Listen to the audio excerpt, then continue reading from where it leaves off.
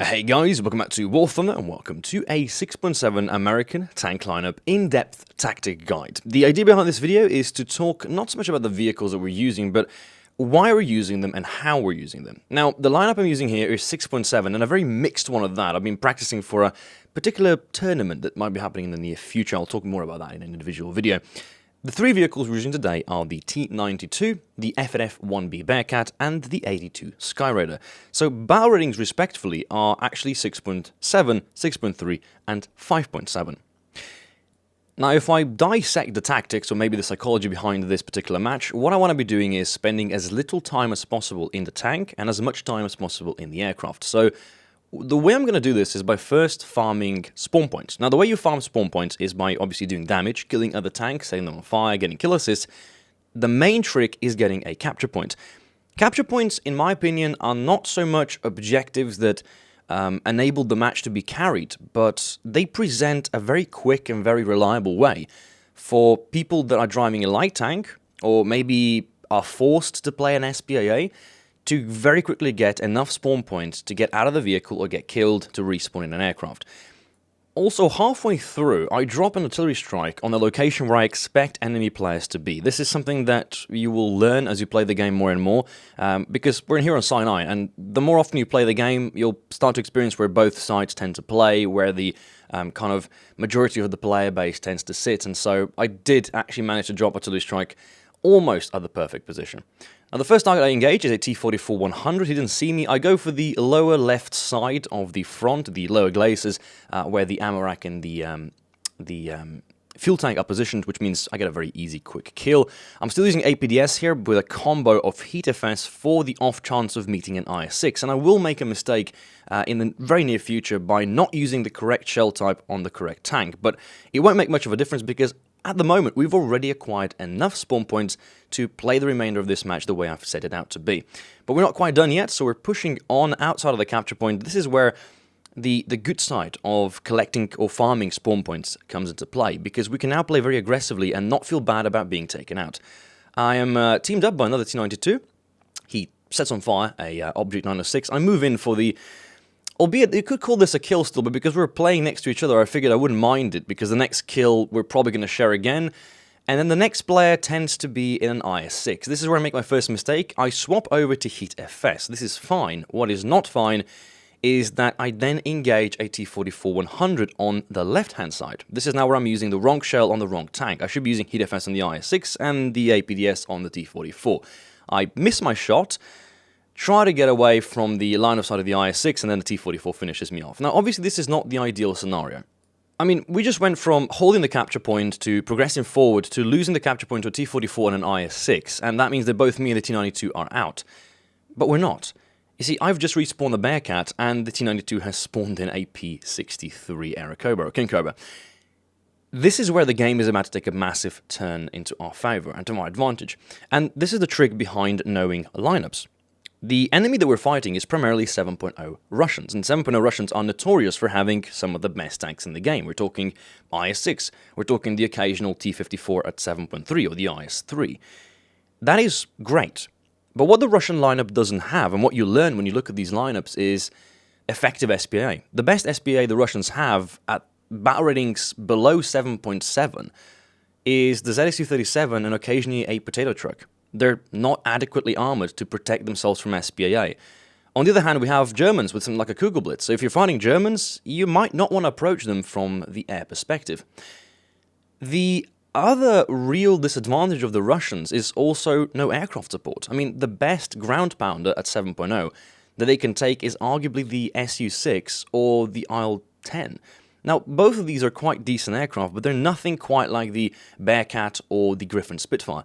Now, albeit the active plague that you're seeing in the background here is horrible. I've already missed the bomb, I've missed one of the rockets, but because I know how the spawn points kind of spread out, and because we have acquired a lot of spawn points in the beginning of the match, it means that I can be a little bit sloppy here and still have a decent result at the end. So I finish off the IS-6, and that will be enough as a kill on a heavy tank to also spawn in the 82 Skyraider. Now, if we take a quick glance at the actual battlefield, you'll see that most of my team is in the middle of the map. They've captured two of the capture points and held them which means that the remainder of the enemy team is doing what I've referred to in one of the past videos as spawn pushing. What they're doing is that instead of, progressing towards the capture points, they're trying to capture our spawn and then push from behind. I mean, I know it might come out early as a bit of an unsportsmanship-like behavior, but at this point in time, the enemy team is losing. They're down on players, they're down on capture points, they're down on tickets. They don't have air superiority, they have no SPA to protect themselves. Pushing the spawn and then hitting the enemy team from behind might be the best chance they've got.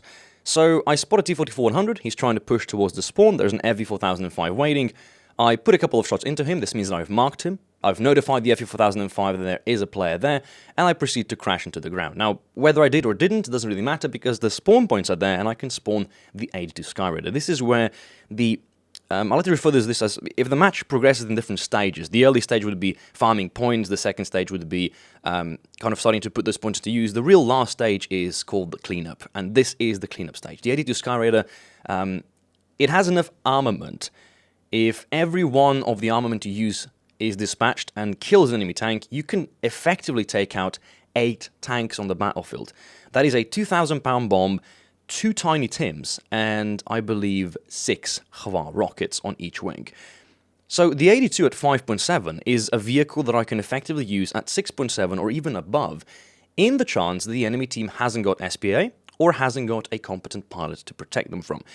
And this is why we wanted to wait with it. I wanted to spawn the Bearcat first to sort of make sure that there was no aircraft, make sure there was no opposition on the actual battlefield, and then spawn the 82 to just finish off and secure the victory for our team.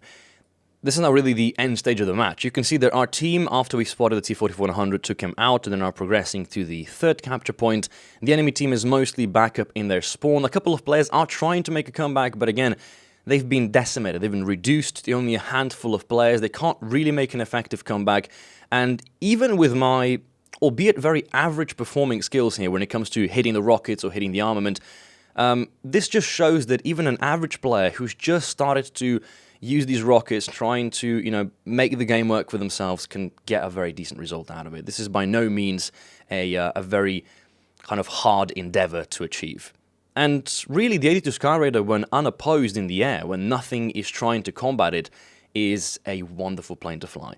It's reasonably fast enough, it retains energy, it's able to, make consecutive strikes very quickly, and if you do get the rocket aimed down, here's my little tip: because the rockets are mounted on the wings, you don't aim straight down the middle. You want to choose the wing you want to hit it with. If you're aiming with the right wing, which tends to be one of my favorite, I want to aim slightly towards the left to compensate for the wing spar.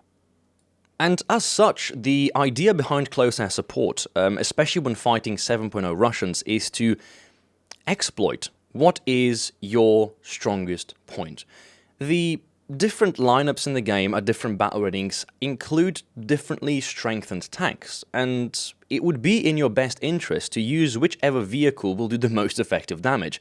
So if you want to defeat something like the IS-6, which undoubtedly is at the moment the best 7.0 heavy tank in the game, you want to exploit it where it has no protection. And the IS-6 lacks protection when it comes to having aircraft and having SPA to support it. So if you're able to manufacture enough spawn points early in the match, a single player in the 82 can take out 8 IS-6s, and chances are there won't be 8 IS-6s to start with.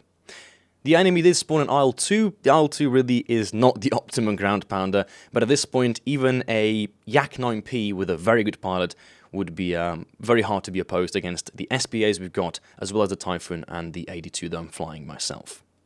But not to leave without any kind of opposing tips. What if you're driving out the Russians at 7.0 and you have a reasonable lineup built up, the enemy spawns a lot of planes and has a lot of SPAs in the area? What are you going to do? You need a fighter. A fighter can still be used in ground RB. The only time where the fighter is not useful is when you spawn it in, when there's no aircraft in the air, and you have nothing to do but to fly around and maybe, crash or something. The fighter aspect at 7.0, I think, would be best suited if spawning in something like the Yak-9T, maybe the Yak-9UT.